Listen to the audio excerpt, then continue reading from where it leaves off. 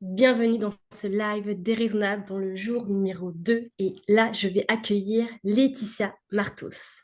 Et pour commencer, j'avais envie que tu nous parles justement de ces cerveaux délicieusement différents, nous dire ce que c'est, parce que mine de rien, il y a ce côté aussi intriguant, tu vois. Quelle est ta définition de ce mot? Merci déjà de ton accueil. Alors, le cerveau délicieusement différent, c'est parce que moi, je fais mon métier depuis un peu plus d'une décennie. Et en fait, comme j'accompagne des gens qui ont généralement plus de 40 ans, c'est des gens qui n'ont pas été diagnostiqués HPI, donc haut potentiel, très haut potentiel, TSA, trouble du spectre autistique, Asperger, etc. Et du coup, ce sont des gens qui non seulement n'ont pas été diagnostiqués, mais en plus, ce sont des gens qui veulent surtout pas de ces étiquettes parce que ils ont passé leur vie à essayer de comprendre comment le monde fonctionnait avec pas mal de difficultés. Ensuite, ils se sont immergés, tu vois, dans les codes sociaux tels qu'ils ont compris que ça fonctionnait. Alors là, ils veulent surtout pas qu'on leur dise, ah ben non, toi t'es pas pareil, t'es différent. Voilà. Mais bon, ils sont quand même pas dupes, ils ont quand même du mal à comprendre comment le monde fonctionne. Et ces gens-là, quand ils arrivent dans le business, ils sont adultes, ça fait longtemps qu'ils font leur métier. Et là, ils débarquent dans le business et ils ont l'impression que c'est une nouvelle jungle dans laquelle ils arrivent, où il faut capter les codes qu'ils ont du mal à capter. Et donc, tout ça, c'est difficile. Et ça revient un petit peu à quand ils étaient enfants, comprendre le monde tel qu'il est, très étrange. Voilà.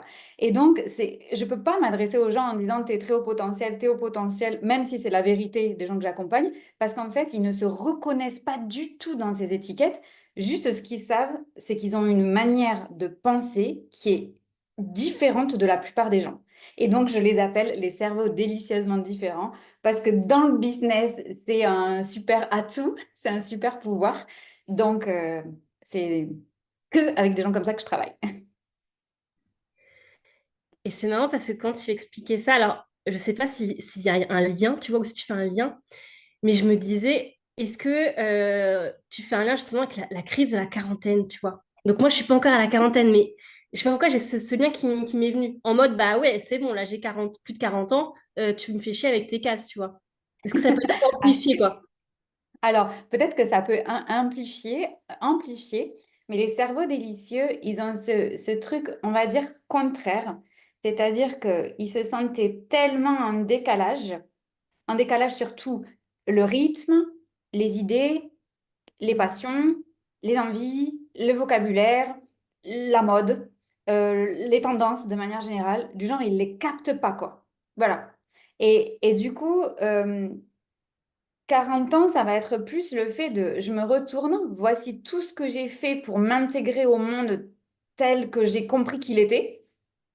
C'est pas Hmm. tel qu'il était, hein, c'est tel que j'ai compris qu'il était. Voilà. Et là, en fait, je m'aperçois que ça m'a pas forcément rendu service. Mais d'un autre côté, du coup, on fait comment? On fait comment parce que je me suis... Alors moi, je dis qu'ils ont été des caméléons, tu vois, les caméléons professionnels. Ils se sont, tu vois, ils vont dans un monde, ils se transforment, ils deviennent tels qu'on... Ils supposent qu'on attend d'eux. Et du coup, au bout d'un moment, ils arrivent et ils sont paumés, quoi. C'est-à-dire, OK, mais finalement, quand il n'y a pas de monde extérieur, moi, je suis qui? Réellement. Et dans l'entrepreneuriat, ben, tu le sais bien, il n'y a pas de cachette, quoi. On ne peut pas rester très longtemps derrière, on va faire croire que je suis comme ça, on va montrer que je suis comme ça, parce que très vite, ça nous revient en plein dans la figure. Et c'est ce moment-là, en fait, où là, ils disent, bon, ok, je peux plus me cacher, mais du coup, on fait comment? Donc, c'est pas tant la crise de la quarantaine, même si chez certaines personnes, ça fait un peu ce sentiment. Bon, voilà quoi. Maintenant, ça suffit. Il faut que je fasse à ma façon. Oui, d'accord. Mais quand tu as passé 40 ans à pas faire à ta façon, parce que tu te sentais en décalage et qu'on t'a appris à te mettre en calage, tu vois, le gap est hyper important. Hyper important. Voilà. Tellement précieux. Je pense que ce que tu dis, même si j'ai, pour le coup, moi, j'ai pas encore 40 ans, mais je pense que ça va parler à tellement de personnes, ce sujet-là. Ce qui me vient comme mot, c'est se contorsionner, en fait, dans Ouais, une c'est case. ça. Tu sais qu'au fond de toi, c'est pas toi, quoi. Exactement. Et souvent, c'est difficile parce que quand on n'a pas voulu appartenir à un cadre, bon, ben c'est OK. En fait, on a toujours fait pareil. Et du coup, que ce soit la maternité, la parentalité, le sport, les amis, le business, la carrière, etc., bon, ben, on a toujours fait à notre idée. Mais quand on a des super caméléons professionnels qui ont essayé de s'intégrer, tu sais, comme dans les espions dans Astérix, tu vois, du genre, ils se... tu vois, voilà. Ils ont fait croire pendant longtemps, mais ça partait d'un bon sentiment. C'était pas pour se cacher, c'était pour s'intégrer parce que sinon, le décalage est trop important. Et là, c'est vraiment arriver à mettre les papiers calques. Et à 40 ans, moi, j'ai pas vu qu'il y avait quelque chose. Je le vois beaucoup plus à 50 qu'à 40 chez mes clients. Cette envie de dire, bon, maintenant, il reste plus beaucoup de temps, on va pas Mm. s'emmerder, quoi. Voilà. Maintenant, voilà. Et donc, moi, je le vois beaucoup plus avec ce genre de profil autour de 50 ans qu'à 40. Mm.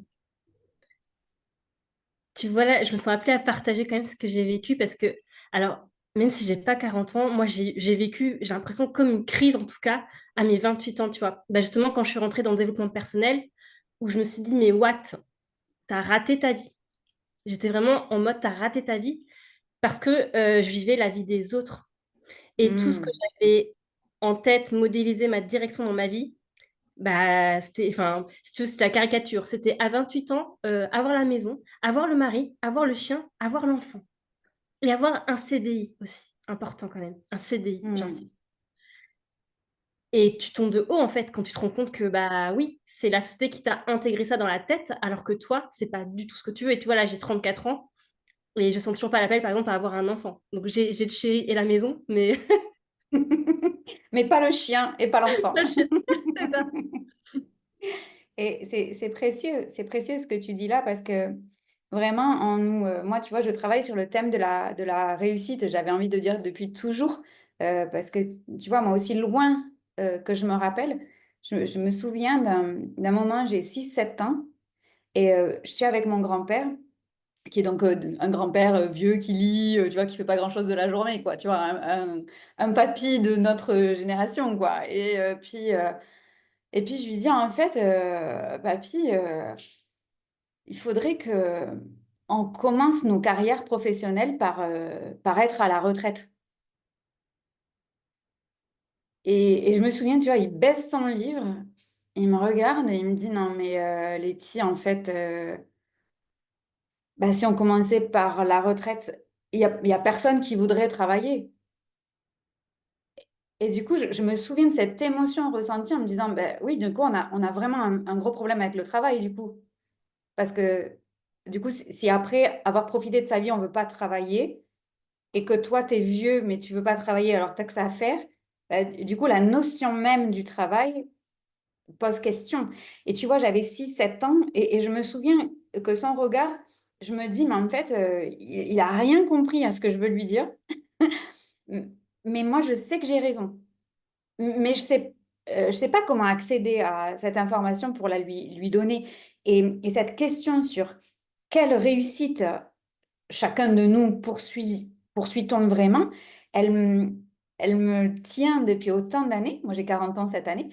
Et parce qu'on nous vend un peu des modèles de succès qui sont, alors encore plus à l'heure des réseaux sociaux, mais rapides, bruyants, centrés sur l'argent. Beaucoup.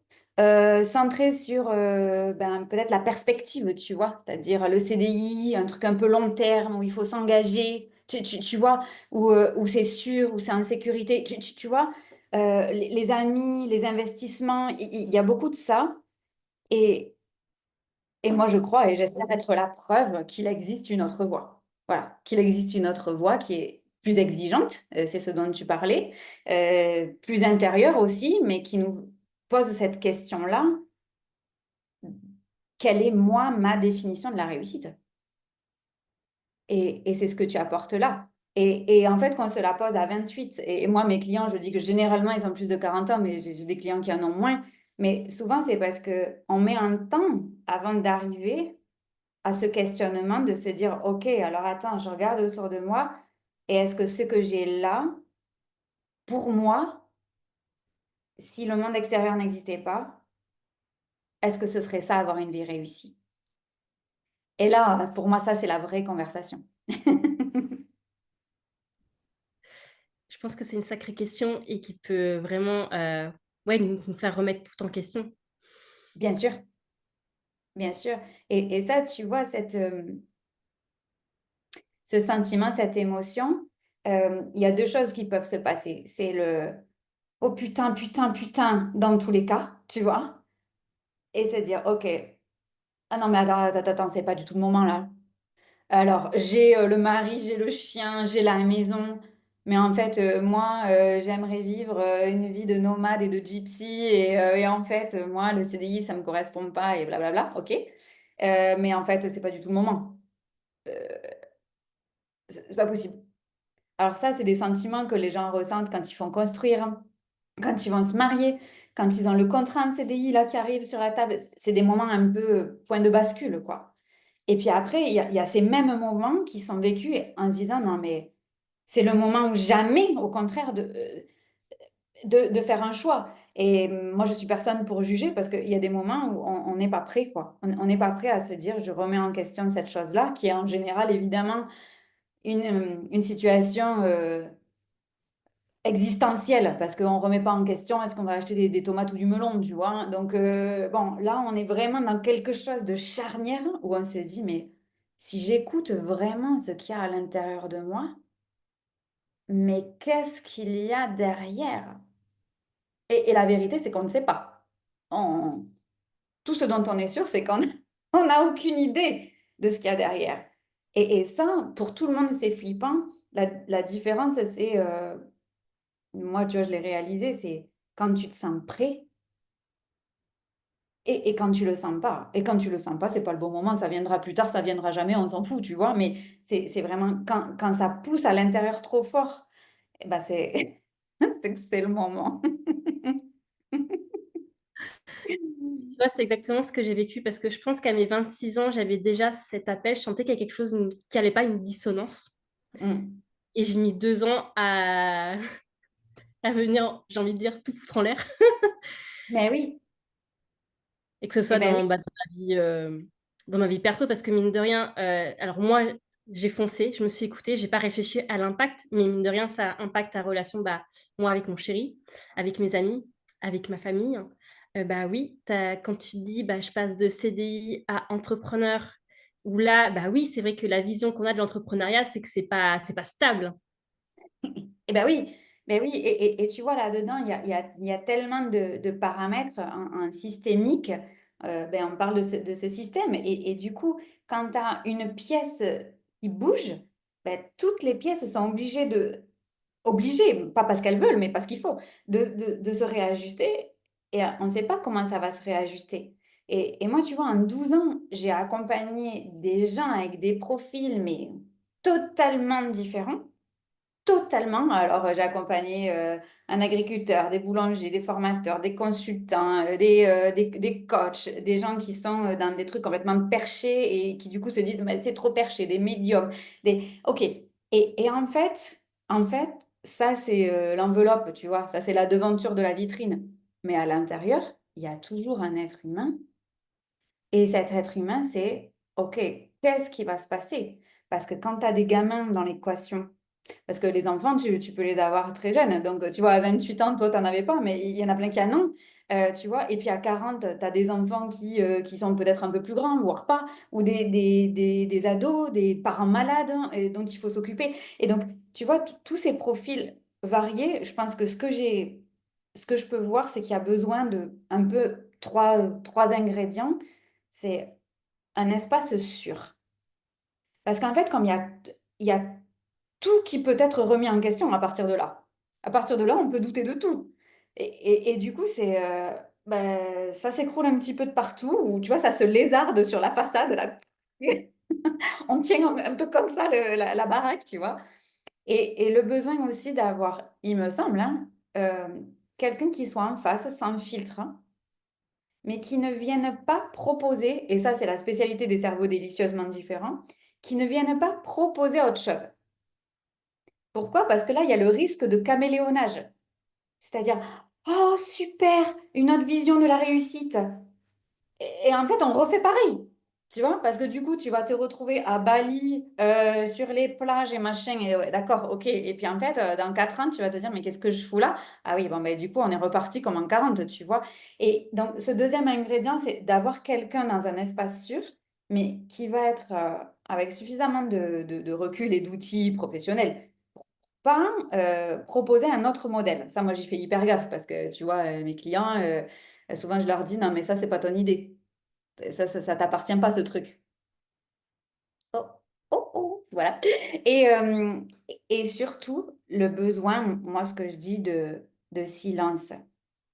Le silence, ça va avec du temps pour soi, euh, avec aucune activité, tu vois. Moi, mon rêve le plus fou, il y a 4 5 ans, c'était d'organiser pour les dirigeants que j'accompagnais à ce moment-là, des week-ends où il ne se passe rien, genre le vide. Parce qu'il faut être extrêmement à l'aise avec le vide, tu vois. Et se retrouver dans le silence physique, si tu veux, il n'y a pas de bruit, il y a pas de, tu vois, il n'y a rien, il n'y a pas de réseau, il y a pas de wifi, ça oblige à se dire, ben en fait, j'écoute le bruit de mon propre murmure, qui est pas toujours très youhou, youhou dans ces moments-là. Mais pour moi, c'est là où on rencontre la vraie bonne direction. Et ces 3 ingrédients, ce silence, ce miroir et cet espace sécurisé, sécurisant, tu vois, qui soit bien entourant, c'est ce qui va permettre, tu vois, de sortir des stratégies miracles, j'achète ça, ça va me donner la méthode, ça va me sortir de mon truc. Et là, poum, on revient sur les fondations. Quelle est ta définition de la réussite? Et à partir de là, c'est des choses extrêmement concrètes. Extrêmement concrètes. Et à partir de là, ok, ben, comment on fait? Parce que c'est pas tout, si tu veux, de dire, ouais, alors moi, ce que j'aimerais, c'est vivre dans une tiny house au fin fond de la Corrèze. Et oui, d'accord, et on commence par quoi? Parce que concrètement, si on est dans un CDI à Paris, on travaille à la banque dans un super appart, il y a un gap, quoi. Ok, et du coup, ben, on commence par quoi? On quitte la carrière, avec quel argent? Voilà, et moi, c'est tous ces moments-là que j'accompagne et que j'adore parce qu'en fait, tu vois l'âme agir, quoi. C'est trop beau. Mais ça part de cette question que tu t'es toi aussi posée, quelle réussite je poursuis vraiment? Et en me rendant compte que peut-être j'ai poursuivi celle, mais qui appartient à quelqu'un d'autre. Oups! Voilà. Et tu vois, là, ce Et- qui me vient comme question, parce qu'avec ce sommet déraisonnable, je me suis rendu compte encore plus de l'importance des mots, si tu veux, de la définition, en fait, des mots. Parce que ce mot déraisonnable, mine de rien, alors il y a celle qui est en mode waouh, c'est moi, et celle qui est en mode ah non, ça, c'est pas moi du tout, et qui avait plutôt une connotation négative de ce mot. Hmm. Donc, j'aurais bien aimé que toi, tu nous dises, en fait, quand tu dis réussite dans ta bouche, qu'est-ce que tu mets, en fait? C'est quoi l'intention derrière, finalement? Ouais, c'est très important ce que tu dis, parce que chaque mot a une étymologie, a un contexte, et puis on parle des langues vivantes. Donc derrière chaque mot, ben, au fur et à mesure des générations, il y a quelque chose qui est dit. C'est comme le mot trop, peu importe comment on l'utilise, il veut dire quelque chose. Mais quand on dit ah non, mais c'est trop beau, souvent les personnes âgées vont dire ça peut pas être trop beau. Parce qu'effectivement, nous, on dit trop à la place de très. Et du coup, ça donne à chaque élément des connotations. Moi, j'appelle ça un peu des fréquences, comme si ça émettait une certaine vibration. Et, et du coup, pour moi, déraisonnable, c'est tous ces mots un peu qui viennent maintenant et qui sont utilisés sur les réseaux sociaux. J'allais dire, pour certains, à tort et à travers, et qui vident parfois de la substantifique moelle le mot. Par exemple, je vais revenir à ta question, mais je vais prendre le mot coaching. Moi, tu vois, il y a 10 ans, je me suis formée au coaching. À l'époque où le coaching, tout le monde s'en foutait, ça n'existait pas. Non, mais c'était même pas un sujet. Voilà. Et moi, je me souviens, quand j'ai fait ma formation, c'était voilà, une formation longue hein, en plus, on me disait, non, mais ce sera légiféré parce que vu que tout le monde peut s'appeler coach, ça va pas durer. Bon, c'était il y a 10 ans, ça a toujours pas été légiféré, le truc. Enfin, c'était même il y a 12, tu vois, donc voilà. Et donc, le mot coaching, moi qui me suis formée à ça, c'est vraiment l'art de savoir poser des questions. Et puis, le coaching est arrivé, on a utilisé le mot dans le sport. Et donc, tu avais des types au bord du terrain qui disaient, ouais, toi, tu fais ça, toi, tu fais ça, toi, tu me fous, là, tu fais... Et ça s'appelait un coach. Oula, oui, oui. Alors, attends, du coup, c'est pas la même chose, parce que là, le coach, il te dit quoi faire. Et donc, ça, c'est ce qu'on a beaucoup vu, ce que la masse des gens ont vu. Et donc, le coaching, c'est quelqu'un qui va me dire quoi faire. Et donc, si je prends un coach en communication, en marketing, en perte de poids, en fitness, en ce que tu veux, en maternité, gna gna, c'est quelqu'un qui va me dire quoi faire. Ah oui, mais du coup, le mot ne veut plus dire la même chose. Et il y a, comme tu dis, quelqu'un qui va attendre quelque chose qui est complètement différent de ce que l'autre délivre. Et donc, ça nécessite d'expliquer les mots. Et je prends ce mot du coaching parce que ça met tout le monde d'accord que ben, quand on dit je suis coach, ben, tu es coach, mais selon la définition de qui? Voilà. Et moi, souvent, je dis, je ne suis pas coach. Malgré ma formation, j'avais un cabinet où je recevais les gens en coaching, etc. Aujourd'hui, je dis que je ne suis pas coach parce qu'il y a plein d'éléments où je n'attends pas que mes clients y trouvent leur solution, vu que je l'ai. Tu vois, d'un point de vue technique, par exemple, je ne vais pas les laisser galérer 25 ans alors que moi, je sais le faire. Tu vois, donc je le leur fais. Et ça, c'est pas du coaching. Ça, c'est pas du coaching. À d'autres moments, c'est du coaching. Mais ce serait galvauder le mot et continuer à faire le coach sur le terrain de foot, là, qui dit, ouais, alors les gars, maintenant, ok, voilà. Et, et du coup, pour déraisonnable, je pense que ça va dans le même processus, c'est-à-dire, ça dépend toujours d'où on part. Et je raconte toujours cette histoire. Moi, j'ai passé un an avec en formation avec une nana que j'ai appelée de la déformation plutôt que de la formation. Et cette nana disait tout le temps, moi j'adore mon entreprise parce que tu vois, moi je vends pas. Et alors ça, moi ça a changé ma vie, j'ai plus besoin de vendre. Et alors là, moi je trouve ça génial. Les gens viennent, ils achètent. Non mais trop bien, c'est ce que tout le monde veut, tu vois. Waouh! Et en fait, cette personne, quand tu apprends à la connaître, cette personne-là, elle vendait sur des foires internationales. Tu sais, les gens que tu vois qui te vendent de l'éplucheur à légumes là, magique, en te disant ça coupe, ça découpe, ça tranche, ça pèle, ça machin. Et quand tu es là, tu te dis, putain, mais c'est génial cet outil, tu l'achètes. Et puis à la maison, tu sais pas t'en servir, donc au bout de 2 ans, tu le jettes. Voilà. Elle vendait ça dans des supermarchés et dans des foires internationales. Et dans sa boîte de consulting, coaching, machin, truc en ligne, elle disait, ben moi, c'est trop bien parce que j'ai pas besoin de vendre. Ben oui, mais ça dépend d'où tu pars. Donc, si ce discours-là, il est donné à quelqu'un qui est ultra spirituel, qui a des dons et qui va recevoir depuis 20 ans des gens dans son salon pour les soigner sans demander un centime, ben, si cette personne, elle entend ce discours, on part pas de la même définition. Et oui, et du coup, ça dépend du contexte. Voilà pourquoi, moi, ça me semble hyper important de toujours mettre le contexte avec la définition. Et donc, déraisonnable, pour moi, c'est qui sort de la raison, voilà. Mais du coup, la raison de qui? Voilà. Et par exemple, moi, mes clients, ce qu'ils veulent, c'est pour une fois, pour une fois dans leur vie, faire quelque chose sur lequel ils ont raison, qui appartient à leur raison. Mais comme ils sont complètement en décalage, ben, c'est déraisonnable peut-être pour les autres, mais pour eux, ça leur semble enfin évident. Et du coup, euh, c'est plutôt la société qui leur semble déraisonnable.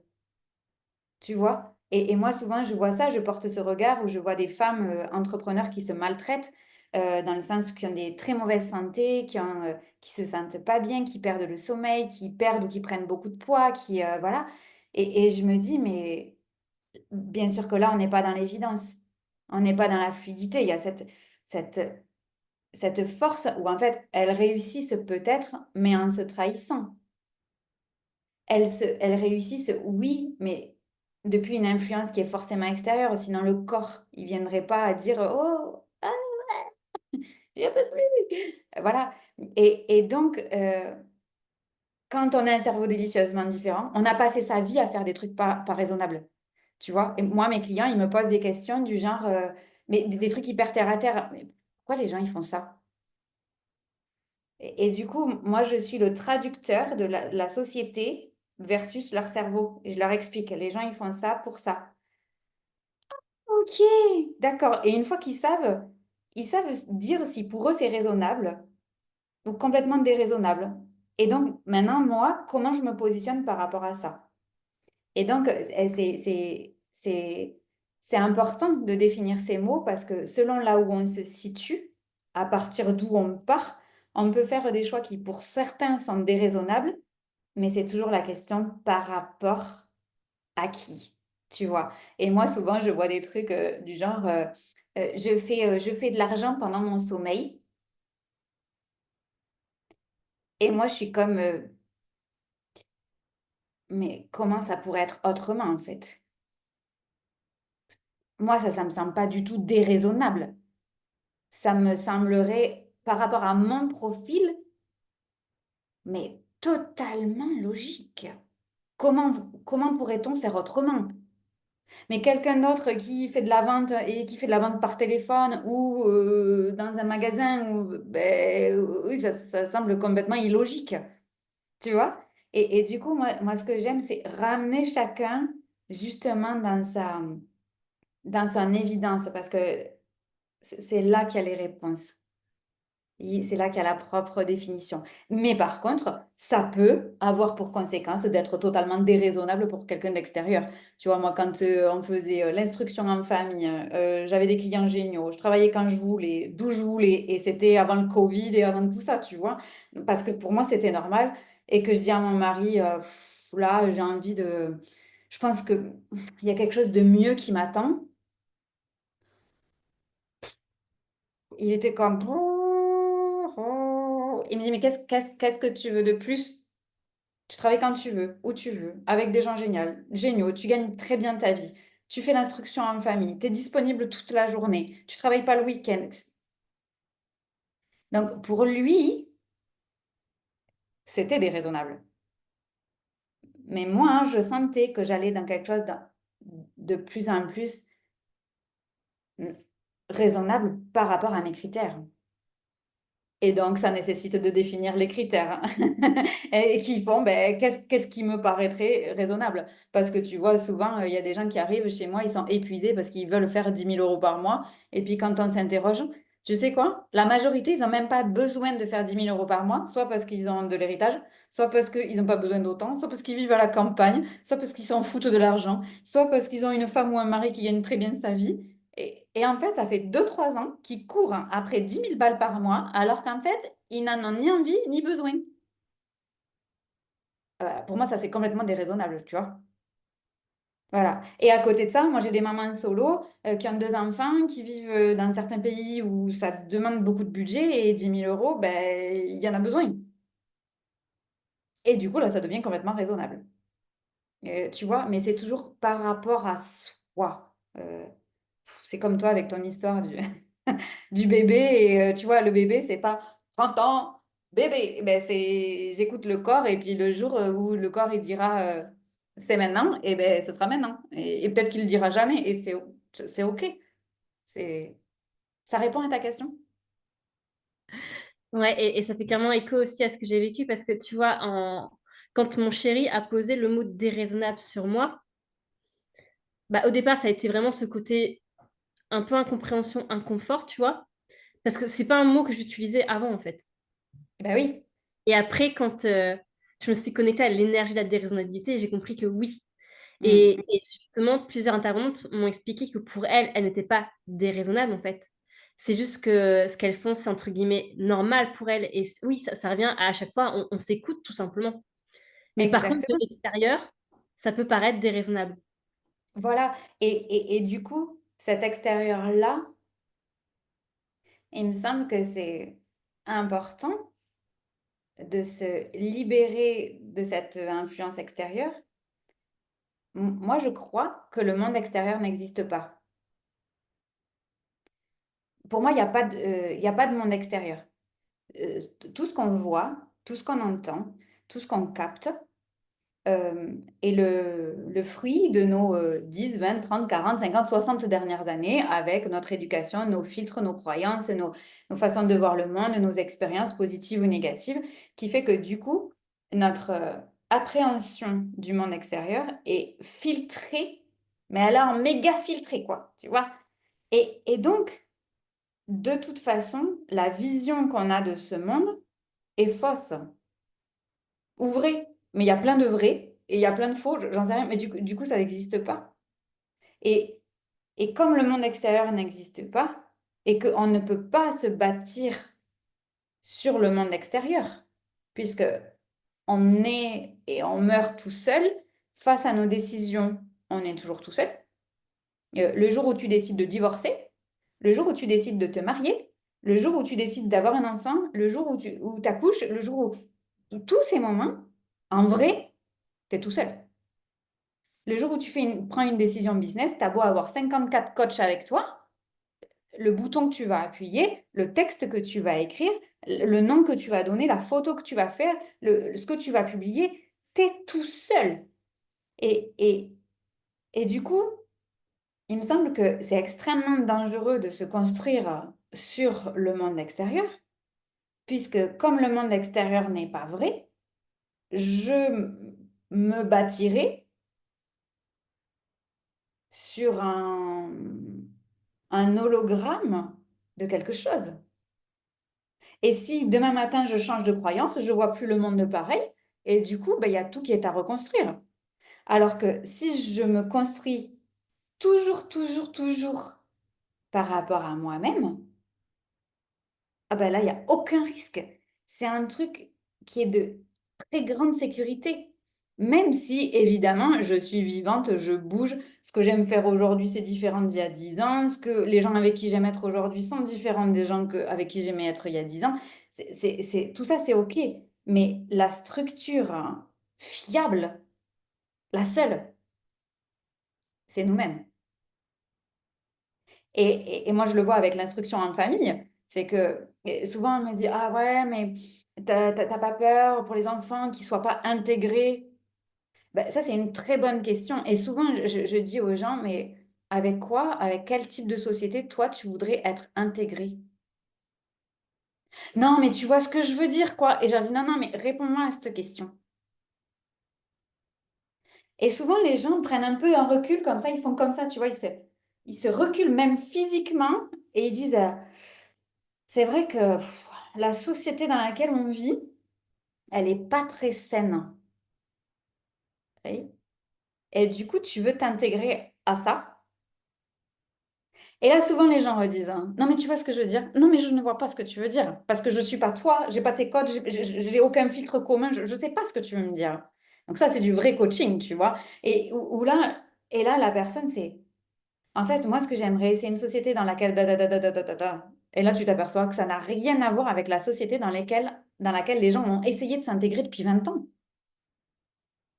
Mais si tout le monde fait ça, bah, du coup, la société, elle ne se crée jamais. Et si tout le monde essaye d'appartenir à une société qui ne nous convient pas, et bien en fait, la société ne nous conviendra jamais. Alors que si je bâtis par rapport à moi, je vais me rendre compte, ah, bah tiens, il y a Émilie, mais elle fait pareil que moi. Ah, bah c'est fou. Et puis il y a un tel qui fait comme moi. Puis, ah, mais en fait, on est plein. Et ça, c'est cette notion d'héritage dont je parle depuis 12 ans et dont je ne me défais pas. Cette notion d'héritage, c'est du coup qu'est-ce qu'on laisse derrière nous, mais aussi qu'est-ce qu'on ne laisse pas. Et c'est autant la même question de ce qu'on veut laisser, mais ce qu'on ne veut pas laisser aussi. Et du coup, vu que nos enfants, au sens large du terme, nos enfants nous regardent, nos clients nous regardent, notre famille nous regarde, tout ça nous regarde, c'est l'héritage qu'on laisse en transverse, pas que pour les gens qui arrivent, mais aussi pour les gens qui sont au-dessus et qui vont dire, waouh, ben alors attends, mais tu sais. Eh ben, la petite fille de Marie-Françoise, eh ben, elle a une entreprise et tu sais quoi? Eh ben, ça marche. Elle fait ça sur Internet. Et Marie-Françoise et Jacqueline, là, ça va leur ouvrir des portes. Et le jour où peut-être que leur petite fille arrivera à la maison en pleurs parce qu'elle a fait 12 ans d'études pour être médecin et qu'en fait, la façon de faire de la médecine aujourd'hui ne lui correspond plus, elle lui dira peut-être, ben tu sais, Marie-Françoise, elle m'a dit que sa petite fille. Et peut-être, tu vois, parce qu'en fait, c'est transverse. Et ça, à force de chercher la réponse dans les autres, ben, on perd beaucoup de temps. Alors que quand on cherche à l'intérieur de nous, bah, c'est assez immédiat, c'est complètement stable et, et surtout, on se le trimballe avec nous tous les jours, quoi. Et du coup, mais c'est hyper durable comme truc. Donc, on nous fait chier, excuse-moi l'expression, avec l'écologie, tu tries tes déchets, le bac jaune, le bac machin. Ben, on devrait déjà commencer à l'intérieur de nous, quoi, par trier nos propres déchets, que ce soit écologique pour nous et se poser la question, OK, est-ce que cette pensée, elle va au recyclage dans la poubelle des cartons ou est-ce que cette pensée-là, je veux la semer pour qu'elle fasse plein de petits? Et ça part d'un socle de clarté. Et au lieu de bâtir depuis le chaos extérieur, l'idée que je me fais de l'extérieur, ben je crée à partir de la clarté que j'ai à l'intérieur de moi. Et, et ça évite plein de choses comme des sujets extrêmement généraux dont on parle, le burn-out, la dépression, voilà, parce que souvent, enfin, tu sais ce que c'est, les gens ils disent oui, je vais devenir entrepreneur comme ça, ce sera plus facile. Mais non, en fait, non, parce que tu te rencontreras autant, voire plus. Et là, il n'y aura pas de masque, on ne pourra pas se cacher derrière ma collègue, le patron. Et là, on sera en direct avec nous-mêmes. Donc, ouais, je pense que comme le monde extérieur n'existe pas, la seule façon, l'unique, la plus claire, la plus évidente, c'est de bâtir à partir de nous-mêmes. Voilà. Et ça, soit on le fait dès le début, soit il faut désapprendre et réapprendre. Mais ça demande pas longtemps, mais ça demande de l'envie, bien sûr. Et il y a une question qui me venait aussi, Laetitia, parce que toi, comment on utilise le human design? Et c'est vrai que quand tu m'as parlé du mot réussite, direct, j'ai pensé au succès du projecteur. Parce Oui. que pareil, je trouve que ce mot, le succès du projecteur, il est très souvent aussi mal compris. Et souvent, je me rends compte que les personnes associent le succès du projecteur à justement cet argent, en fait. Bien sûr.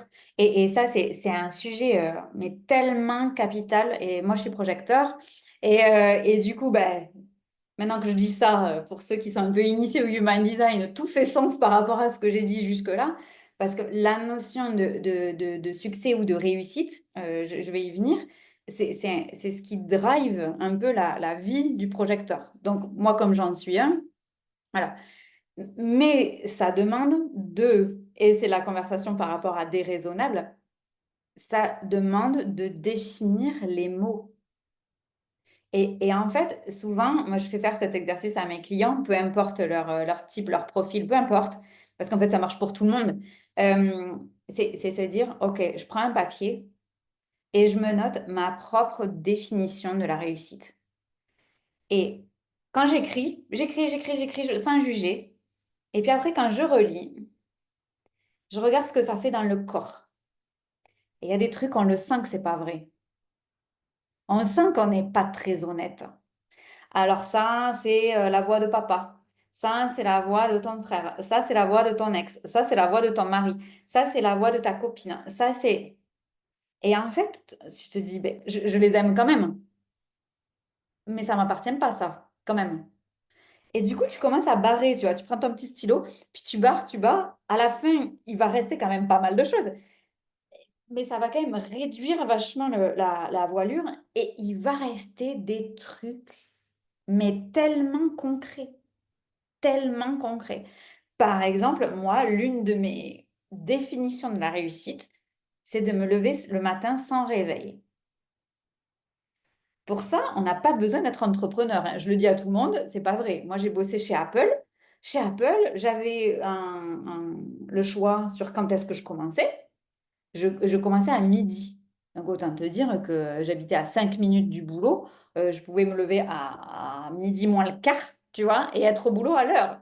Donc, euh, l'entrepreneuriat n'est pas la solution pour avoir une vie réussie avec ce critère-là, tu vois, par exemple. Mais ça demande de le définir et surtout, ça demande de le confronter à la vraie vie. Parce que ce que je vois, c'est beaucoup de gens qui se sont dit, par rapport notamment à l'argent, mais ça peut être la voiture, la maison, les habits, le nombre de followers sur les réseaux, le nombre de likes, le nombre de gens en live, ça prend plein de formes. C'est des gens qui ont dit, quand j'aurai ça, alors je pourrai faire ça. Alors que généralement, tu peux faire ça sans ça. Et c'est juste pour, comme jouer dans un jeu un petit peu difficile, et dans lequel on mettrait une règle supplémentaire. Tu vois, c'est, ben, si tu m'as trouvé au bout de 10 secondes, eh ben, tu dois faire 3 fois le tour de la maison. Ben, pourquoi je t'ai trouvé en fait? Donc, tu vois, et ben, c'est ça. Donc, on s'est mis des règles et on se dit, ben, quand j'aurai 10 000 followers, 10 000 € par mois, alors je lancerai un truc qui me plaît vraiment et qui serait tac, tac, tac, tac, tac, tac, tac, tac. Et le truc est hyper clair. Ben, vas-y du coup. Vu que tu l'as déjà, et pas besoin d'attendre ça, tu vois. Et souvent, on fait ça, mais complètement inconsciemment et malheureusement un peu naturellement. Et donc, ça éloigne chaque fois un petit peu la réussite en disant, mais j'ai pas encore réussi. Et ça, moi, je le vois dans des profils que j'appelle les top performers, les high achievers, les gens qui aiment réussir avec de la performance, quasiment avec des règles sportives, tu vois. Je me pousse, je vais plus loin, je fais mieux, je m'améliore, tu vois, tous ces discours-là dans lesquels moi j'ai été, donc que je connais extrêmement bien. Et, et puis en fait, quand on enlève ça, quand on enlève ce désir de la performance, qu'est-ce qui reste? Parce que le désir de la performance, il est en général bâti sur l'extérieur. Et puisque si on enlève l'extérieur, ben du coup, si je me bâtis que par rapport à moi-même, qu'est-ce que je veux vraiment? Ben alors moi, ce que j'aimerais, c'est créer. Et là, on passe dans ce que moi j'appelle le business de l'art, c'est-à-dire faire au lieu de la performance, créer un art de vivre. Voilà. Et faire les choses avec l'art et la manière. Et ça, c'est quand on a défini la réussite, sachant que dans le Human Design, ça a été traduit avec succès. Et ce n'est pas la réussite, c'est le succès. Et souvent, le succès, il est perçu dans la fréquence que le mot vibre. C'est le succès par rapport à quelqu'un d'autre. J'ai du succès par rapport à quelqu'un d'autre parce que les gens me regardent, parce que je gagne beaucoup d'argent. Et donc, il me faut quelque chose pour montrer mon succès. Et ça passe par la voiture, les vêtements, la gueule de mon mari ou de ma femme, le titre que je mets sur LinkedIn. Et ça passe pas du tout par me réveiller sans réveil, avoir mes enfants tous les jours, je sais pas, me balader dans la forêt et danser sous la pluie. Bah ouais, ça, à la limite, c'est pas très Instagrammable, tu vois. Et du coup, pour moi, c'est vraiment se réinterroger sur est-ce que je suis là pour avoir du succès? Voilà. Donc, par rapport à, ou est-ce que je suis là pour réussir ma vie? En général, la réponse est oui. Et du coup, quelle est ma propre définition de la réussite? Et ensuite, y aller. Y aller pour se rendre compte, hein, avec ce qui nous reste de la feuille, là, une fois qu'on a enlevé papa, Jaco, le chien, hein, le perroquet, tout ce qu'on a entendu depuis 20 ans, c'est se dire, OK, ben, ça me semble être ma définition de la réussite. Et après, le vivre concrètement et se dire, ben, en fait, non. Tu vois, moi, par exemple, j'ai des clients qui, la majorité, 99,9% de mes clients, ils adorent travailler. Ils adorent bosser. Ils ont des agendas et souvent, pour rire, ils m'envoient des impressions écran de leur agenda. Moi, tu es mon seul rendez-vous de la semaine. J'ai rien sur mon agenda. Sur mon agenda, il y a les rendez-vous de ma fille. C'est tout ce qu'il y a. Il y a que ça. Je n'ai pas de rendez-vous. Et du coup, ça montre deux choses. Un, ben, que du coup, je ne suis pas en train d'avoir des clients qui créent la même chose que moi, ce qui est la fondation de tout ce que je dis depuis quelques minutes. Donc, c'est par rapport à eux. Et surtout, surtout, que quand les gens sont avec eux-mêmes, c'est se dire, c'est quoi pour moi une vie réussie? Et moi, la majorité de mes clients, quand ils s'éclatent, il se passe plein de trucs dans leur semaine. Alors que moi, ma vie réussie, c'est un agenda où il n'y a rien. Et du coup, il n'y a rien qui est mieux ou moins bien. Ça ne veut rien dire par rapport à personne. Mais c'est se dire, OK, j'ouvre mon agenda, on est lundi. Ah putain, comment je me sens, quoi. Et si tu te dis, ah ouais, ben alors, ben Laetitia, eh ben, t'as rendez-vous une fois dans la semaine, et ben c'est pas joli, joli. Ah bah oui, bah, du coup, finalement, l'idée que je m'étais faite, hein, est-ce qu'elle est vraiment la bonne? Et donc, pour moi, le Human Design, mais comme tous les outils, c'est des outils de la vraie vie où il faut y aller, quoi. Il faut le vivre, hein, et toi te dire, bon, ben écoute, ben, en fait, on a fait construire cette maison, ben, c'était pas l'idée que je me faisais. Je me faisais pas, ou j'ai changé, ou tu vois, nous, on avait acheté une maison en Dordogne avec un grand parc, voilà, 5000 mètres carrés, la piscine, le machin, etc. On a adoré cet endroit. Évidemment, quand tu fais l'instruction en famille, c'est quand même cool d'avoir de l'espace, etc. Il n'y a pas de voisins, il n'y a pas de bruit. On a les chevreuils dans le jardin. Enfin, tu vois, c'est Alice au pays des merveilles. Et puis, au bout d'un moment, parce que la vie est telle qu'on évolue, c'est se dire, est-ce que ça, c'est toujours notre version de la réussite? Parce que toi, tu changes, ton conjoint, ta partenaire, ta femme, ton mari, tes enfants, ta vie, la maladie, les décès, les machins, tout ça nous fait évoluer. C'est se dire, OK, ben là, bah non, en fait, ça, c'est devenu plus une contrainte qu'autre chose. D'accord? Ben là, on y va, quoi. Là, on agit. C'est pas se dire, ouais, ben moi, je rêverais de vivre dans un appartement de 30 mètres carrés en plein Paris. Et d'accord, ben, allons-y. Euh, et tu vois, et c'est pas que noter sur papier ma vie réussie, mettre des petites méditations, des petites pierres et se dire, bon, mais c'est ça que je veux. Bah, si je l'ai pas, c'est parce que c'est pas aligné. Non, non, non, non. C'est, on y va concrètement, on le fait et on voit si c'est ma vraie définition de la réussite ou si c'était, moi j'appelle ça des chimères, des espèces d'idéologie, d'idéalisme qu'on s'était fait. Et une fois qu'on les vit, et on a une grande responsabilité avec les business en ligne. Moi, je vois ma grande responsabilité. Moi, j'ai toujours rêvé de travailler en ligne aussi petite que je sois, tu vois. J'avais 6 ans et je disais à mes grands-parents, moi, quand je serai grande, je vivrai en Ariège, tu vois, dans un trou paumé de 20 habitants. Et ils me disaient, mais c'est mignon. C'est et ils me disaient, mais tu sais, il n'y a pas d'emploi, donc tu ne pourras pas vivre là. Et je leur disais, je ne sais pas comment je ferai, mais moi, je vivrai là. Et en fait, où que je vive, je vis dans des trous paumés. Et à l'époque, il n'y avait pas Internet. Donc, on peut dire, ben, j'ai réussi ma vie. Oui, on peut le dire. Mais parce que ça part vraiment de moi. Je ne savais pas comment j'allais le faire, mais j'en étais sûre. Et donc, dans mon discours, je dis beaucoup, oui, c'est pas les 10 000 € par mois, etc. Mais il y a, pour des gens, c'est ça leur version de la réussite. Et donc, c'est vraiment s'attacher, y aller, le vivre, se confronter au réel et se dire, ah putain, ouais, c'est ça, quoi. Ah, c'est ça, mais ça, je kiffe. Ah, ça, c'est trop bon.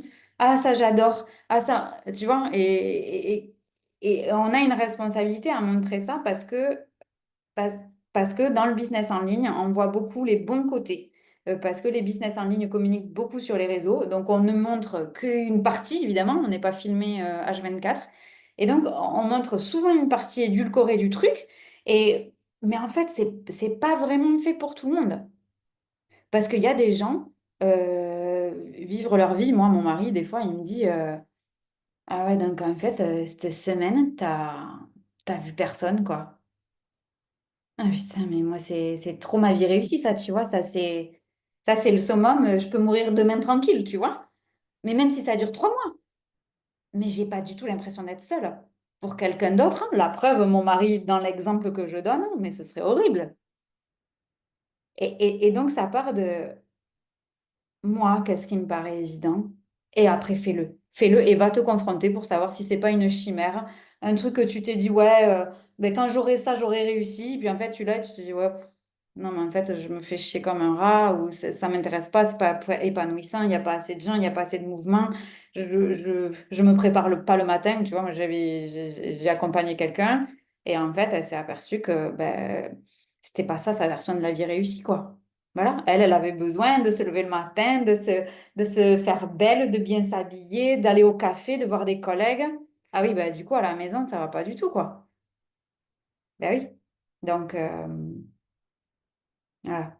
Ce vocabulaire, il est très important. Et du coup, pour moi, c'est ouvrir un dictionnaire ou aller sur le Centre national des ressources linguistiques, qui a un super site internet pour les cerveaux délicieux où on peut voir en 3D le rapport entre les mots. Donc, il est super. Et ensuite se dire, OK, et par rapport à ça, quelle est ma définition à moi? Toujours, toujours, toujours. Et c'est comme ça que, avec mes mots, on s'affranchit de ce contexte extérieur pour revenir dans notre évidence et bâtir à partir de là. Et quand on bâtit à partir de là, tout nous semble magique. Sauf qu'en fait, c'est pas magique, c'est juste normal. Enfin.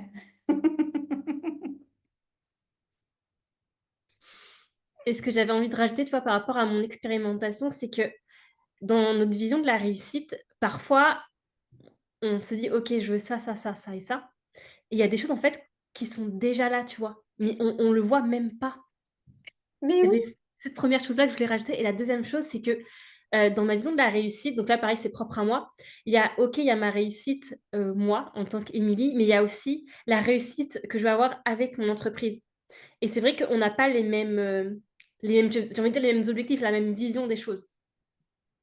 Donc, je trouve ça intéressant, tu vois, de poser les deux formes de réussite pour toi et aussi bah, avec ton entreprise, quoi. Bien sûr, et ça peut être, tu vois, ça peut être avec ta maternité, avec ton couple, avec ton espace physique, tu vois, genre ton corps, ton sommeil. Moi, souvent, les gens me disent, c'est quoi les indicateurs de performance que tu as, que t'as gardés? Alors moi, je suis ultra minimaliste, tu vois. Voilà, donc il y en a très peu. Et souvent, mon premier, c'est la qualité de mon sommeil. Et les gens me disent, non, mais je te parlais pour ton entreprise. Ouais, c'est bien ce que je te dis, ouais. Parce qu'en fait, si moi, j'ai pas bien dormi, du coup, bah, ça influence sur toutes les sphères de ma vie. Bon, déjà égoïstement par rapport à moi-même, mais du coup, ça va influencer sur ma façon d'être maman, d'avoir plus ou moins de patience. En instruction en famille, autant te dire qu'il faut quand même en avoir. Et c'est toute la journée, 7 jours sur 7, toute l'année, voilà. Et puis après, la deuxième journée qui commence pour le business, euh, ben en fait, si j'ai pas dormi. Et tu vois, ces critères, et moi j'adore apporter cette vision où on est qu'un, tu vois. C'est-à-dire, what if, et si, euh, il y avait plus de séparation. Tu vois, moi je travaille beaucoup ça. Il y a plus de séparation. Ni, et c'est la difficulté quand on travaille de la maison, c'est qu'il n'y a plus de différence entre je pars travailler dans un endroit, dans cet endroit, on y travaille. Et puis je rentre à la maison, dans cet endroit, on est dans l'intimité. Et ça, c'est vachement bien pour cloisonner. Et d'ailleurs, il y a encore des phrases du genre, n'apportes pas tes problèmes, tu laisses tes problèmes devant la porte. Non, mais c'est pas possible, ça. Je comprends l'expression, mais c'est pas jouable, en fait, physiquement. On peut pas faire ça. On est un seul être. Et moi, j'essaye d'enlever les frontières et de se dire, alors justement, je peux le faire, puisque moi, ça fait, je sais plus, depuis 2017 que je suis 100% en ligne. Et avant, j'étais 70% en ligne. Donc, tu vois, j'avais genre une matinée ou une journée par semaine où je me déplaçais pour aller quelque part chez un client. Mais, et du coup, ça fond qui je suis. Et arriver à ce point où on peut vendre qui on est, c'est là où moi j'en suis maintenant. Après 12 ans d'entrepreneuriat, je le répète dans le contexte. OK? Je n'ai pas commencé comme ça. Euh, c'est flouter tout ça et se dire, OK, si je suis un, mes objectifs, quels sont les choses que je réalise tout confondu, euh, mon essentiel, voilà, et bâtir à partir de ça. Je mourrais tranquille si.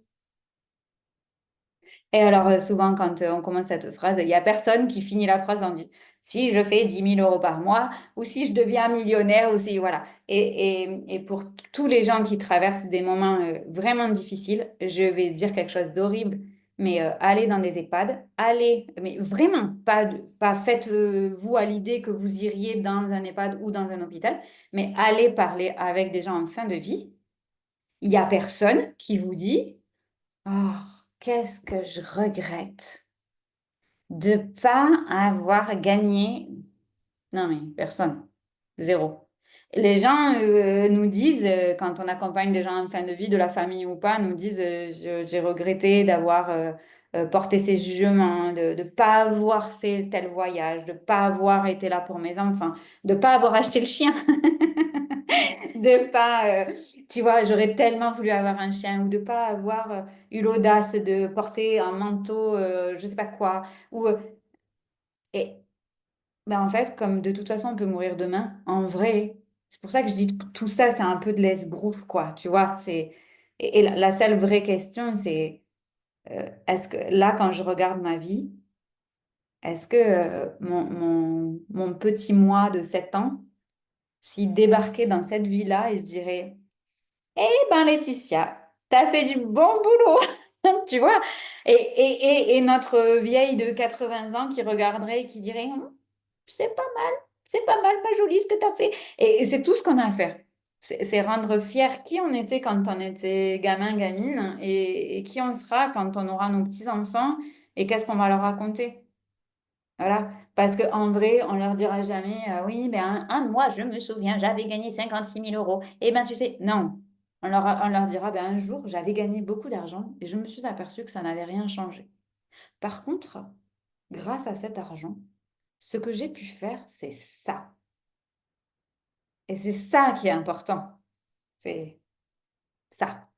Et, et du coup, c'est très différent de construire ça que de construire sur une image de la réussite. Et ça, c'est deux choses différentes. C'est construire sa réussite ou construire une image de la réussite. Et, et ça, c'est ce que je crois fondamentalement. Une fois qu'on sait ça, ben, on sait ce qu'on vaut, on connaît nos essentiels. Et, et en fait, à l'intérieur, il y a tout qui se calme. C'est un truc hyper ancré.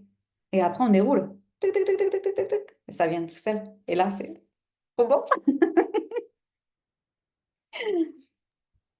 Voilà, merci Laetitia pour ce moment.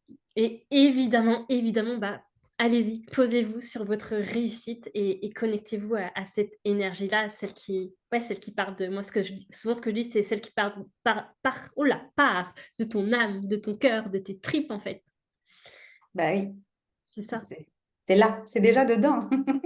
On est né avec, il y avait un pack, il y avait l'enveloppe de dehors et puis il y a tout ce qu'il y a à l'intérieur. Et il suffit d'ouvrir l'enveloppe et tout est bien rangé. C'est ça. Je te souhaite une magnifique après-midi et une magnifique après-midi à ceux qui nous regarderont. Merci beaucoup, merci d'avoir organisé ce moment privilégié avec toi, avec tout le monde.